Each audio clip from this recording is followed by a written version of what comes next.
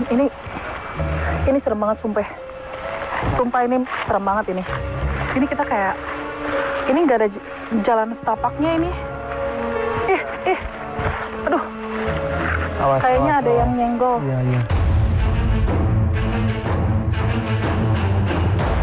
Viralnya cerita KKN di Desa Penari menyisakan sejumlah teka-teki bagi para pembacanya. Mulai dari para peserta KKN, kebenaran cerita, dan tentunya di mana sebenarnya lokasi Desa Penari berada. Benarkah cerita ini berawal dari kisah nyata?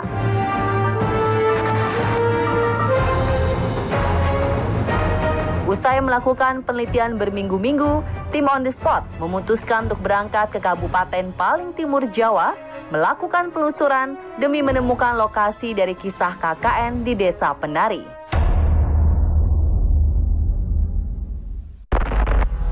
Agar akurat, kami mencoba melakukan perjalanan memutar dari kota Jember, sesuai dengan kisah KKN di Desa Penari dari kota berinisial J. Kami melalui Alas Gumitir, akses tercepat menuju ke Banyuwangi. Di jalur tersebut, kami melihat beberapa pengemis di pinggir jalan mengais rezeki. Tak hanya itu, di jalur Gunung Gumitir juga terdapat sebuah rest area. Kami menduga area peristirahatan ini merupakan lokasi mobil elf yang ditumpangi oleh para peserta KKN dari kisah KKN di Desa Penari beristirahat. Dari jalur Gumitir, kami menempuh perjalanan sekitar 1 jam menuju ke sebuah desa. Akses menuju dusun di tengah hutan yang kami duga merupakan lokasi dari kisah KKN Desa Penari.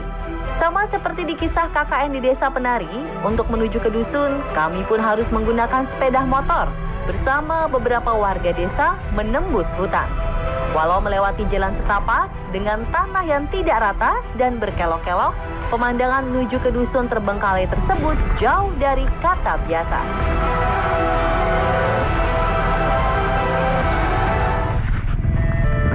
Jika di kisah KKN di Desa Penari, sang penulis anonim Simple Man menuliskan kegiatan KKN tersebut dilakukan pada 2009, kami justru menemukan fakta menarik di lapangan, yakni di dusun ini pernah ada kegiatan KKN antara tahun 1995 atau 1996.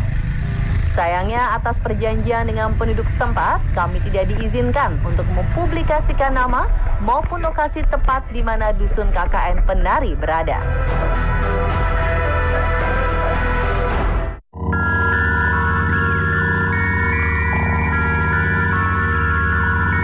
Lokasi pertama yang kami temui adalah 2 buah batu besar di kiri dan kanan jalan.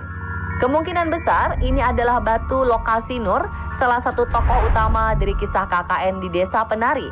Melihat sosok hitam bermata merah menyala dengan kulit tertutup bulu, disertai dengan tanduk kerbau.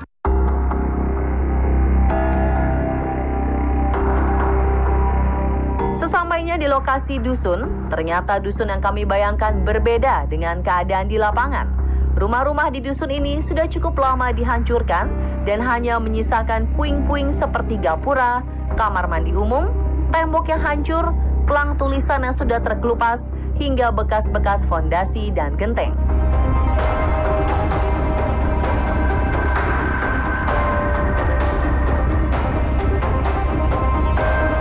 Namun yang mengherankan adalah tembok berubin yang berfungsi sebagai pelang tulisan. Pelang ini masih terlihat cukup baik, hanya bagian tulisannya saja yang dihancurkan.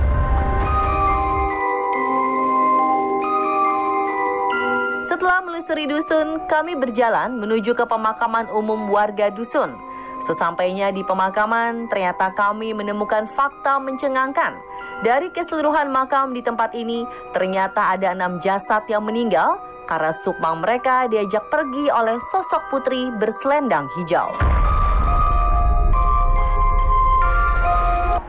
Ada beberapa yang sebelum meninggal, nah itu mereka sempat bercerita kepada orang tuanya dan orang-orang terdekatnya itu sebelum meninggal itu malamnya mereka beberapa kali itu bermimpi. Nah, bermimpi didatengin sosok seperti putri, tetapi dia memakai selendang, jadi seperti penari gitulah. Jadi Dari dalam mimpinya pemudi yang meninggal ini mereka diajak pergi, diajak jalan-jalan lah. Istilahnya apa ya? Badannya tidur, dalam keadaan tidur, tetapi kayak jiwanya keluar. Iya, jiwanya keluar, diajak jalan-jalan, diajak bersenang-senang, diajak menari, pokoknya diajak jalan-jalan lah. Jika ditelisik lebih dalam, kisah yang dituturkan Mas Baim sangat mirip dengan apa yang Pak Prabu katakan kepada Nur dalam kisah KKN di Desa Penari. Kalau memang bisa, ya nggak mungkin ada korban. Kamu tahu kenapa ada nisan dengan kain hitam? Itu korban sebelum kejadian ini. Ya, yang ada yang tua-tua itu seperti kakek-kakek. Terus ada lagi yang agak apa itu? Putri, ada pakai kembenan atau selendang hijau itu. Waktu saya itu jalan dari alas, dari pring, sekelerepan itu kelihatan selendang itu kayak lari gitu di situ itu.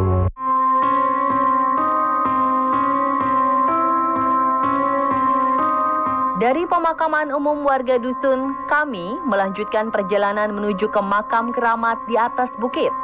Jalan yang tadinya cukup lebar mulai menyempit menjadi jalan setapak. Perjalanan terasa berat karena medan menanjak dan tertutup semak belukar. Konon, tak semua orang bisa berhasil menemukan makam keramat tersebut. Selain jalurnya menembus hutan belantara, aura mistis seolah menyelimuti kami. Wih, ya, ini nanjak terus kita ya? Iya, ini jalurnya kita naik lurus ke atas. Ini yang makam keramat ya? Iya, di mana nanti di atas ada salah satu makam yang dikeramatkan oleh warga sekitar. Oke, pemirsa, ini kita mau menuju ke makam keramat. Tapi kalau lihat dari jalurnya, saya jadi ingat cerita Desa Penari yang jalur terlarang. Soalnya ini, lihat aja tuh jalurnya bener-bener yang ketutup banget. Dan ini sempit banget. Dan ini kita nanjak terus. Yuk.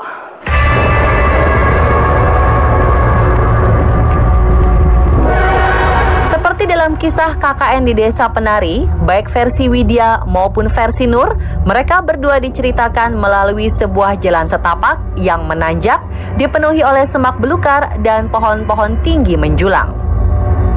Andai kami tidak menggunakan sepatu dan celana jeans panjang, besar kemungkinan kami pun akan terluka terkena duri tajam, menyayat kulit dan kaki seperti yang dialami Nur dan Widya.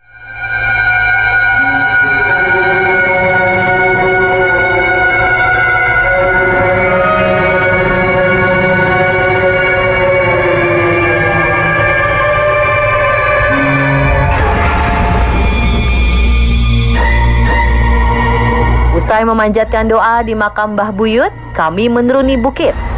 Dan saat berjalan turun, Mas Baim mengajak kami untuk berteduh sejenak di bawah pohon. Menariknya, ternyata lokasi berteduh ini justru pernah menjadi lokasi perbuatan asusila seperti dikisahkan dalam cerita.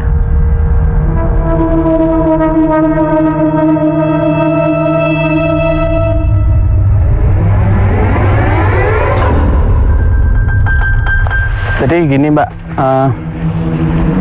kita kan udah jalan nih dari tadi ya, udah naik, udah turun. Sebenarnya mulai kita naik tadi sampai ke makam yang mbahnya yang dikeramatkan itu, sampai kita turun itu kita banyak yang merhatiin sebenarnya. Ah, maksudnya iya, diperhatiin oleh mereka yang ada di sini. Serius ya? Ya, itu ya kurang lebih banyak lah pokoknya. Hampir ratusan, enggak apa-apa.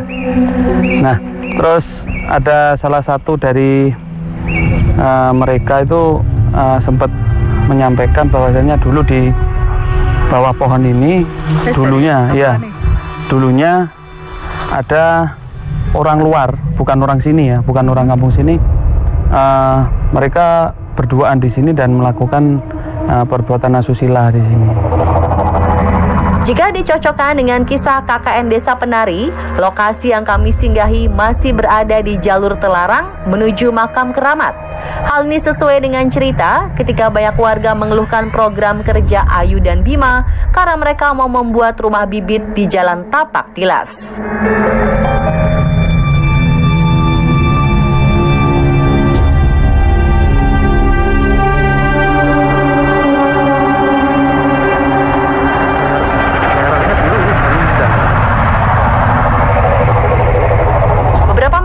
dusun ini terdapat aliran sungai yang biasa digunakan warga dusun untuk mandi maupun mencuci pakaian. Namun di aliran sungai yang sama, tak jauh dari gapura dusun, warga justru dilarang keras menggunakan aliran air sungai untuk kebutuhan apapun. Selain memiliki palung yang menyebabkan pusaran air, lokasi aliran sungai ini membentuk sendang atau kolam dan disebut-sebut dihuni oleh sosok ular yang sangat besar.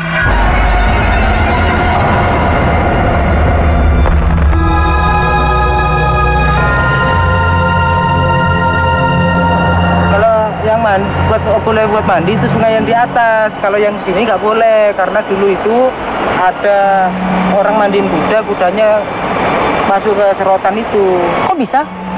Ya nggak tahu, itu ceritanya orang sesepuh dulu saya ceritain gitu. Oh, berarti masnya juga nggak pernah mandi-mandi sini? Nggak pernah, saya mulai kecil sampai sekarang nggak pernah. Tapi kalau di atas pernah saya. Dalam kisah KKN di Desa Penari, salah satu program kerja yang ingin Ayu dan Nur rencanakan adalah membangun kamar mandi dengan air sumur karena masyarakat hanya mendapat akses air dari sungai. Namun ternyata di akhir cerita versi Widya, usai dirinya berhasil keluar dari jalur terlarang dengan mengikuti anjing, Mbah Buyut memanggil Widya dan berbicara empat mata mengenai apa yang terjadi dengan Ayu dan Bima. Mbah Buyut juga memberitahu Widya bahwa sinden yang ia kerjakan merupakan sinden kembar. Sinden merupakan tempat mandi para penari sebelum tampil. Namun sinden yang satunya lagi tidak boleh didatangi, apalagi dipakai hal tak baik.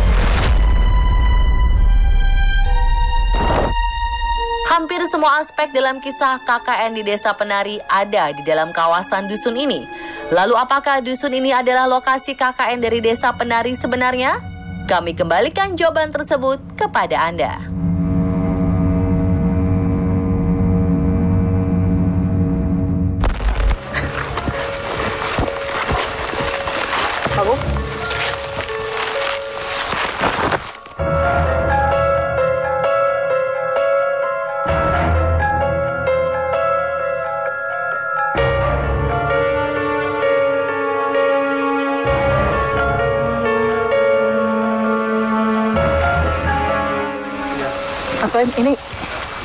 Ini serem banget, sumpah ini serem banget ini. Ini kita kayak, ini nggak ada jalan setapaknya ini. Aduh, kayaknya ada yang nyenggol. Iya, bentar. Lurus aja terus. Pegangin aku ya, Mas. Terus. Pemirsa, terima kasih telah menyaksikan On The Spot malam ini. Semoga bermanfaat dan menambah wawasan ya. Biar afdol, follow juga akun media sosial On The Spot @Trans7 On The Spot di Instagram, Twitter, dan TikTok ya. Jangan lupa saksikan program setelah ini. Selamat malam.